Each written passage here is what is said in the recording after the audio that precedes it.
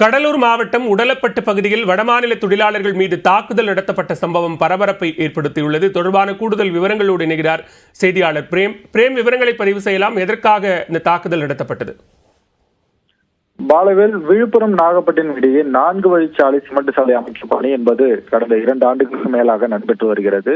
160 kilometre நடைபெற்று வரும் இந்த சாலை பணிகளில் சுமார் 500க்கும் மேற்பட்ட வடமாநில தொழிலாளர்கள் சாலை பணியில் மேற்கொண்டு வருகிறார்கள். குறிப்பாக புதுவை மாநிலம் எம்என் குப்பம் பகுதியிலிருந்து கடலூர் மாவட்ட பூண்டியாங்குட்டு வரை 2ஆம் நிலை பணிகள் என்பது நடைபெற்று வருகிறது.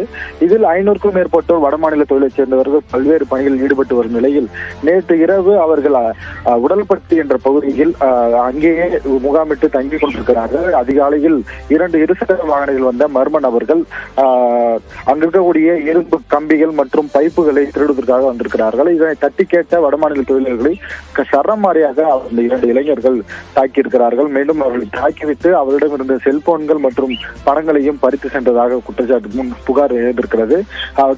வடமாநில தொழிலாளர்கள் இதுபோல் பாதுகாப்பு பணியில் ஈடுபட்டிருக்கும் போது இரும்பு கம்பிகளை திருடுவதற்காக வந்த தாக்கியது பெரும் சர்ச்சையை ஏற்படுத்தியிருக்கிறது. தற்போது போலீசாரும் குறித்து விசாரணை என்பது நடத்தப்பட்டு வருகிறார்கள். சரமாரியாக வடமாநில தொழிலாளர்கள் தாக்கப்பட்டிருப்பது தற்போது கடலூர் மாவட்ட அரசு தலைமை மருத்துவமனையில் அவர்கள் சிகிச்சை பெற்று வருகிறார்கள்.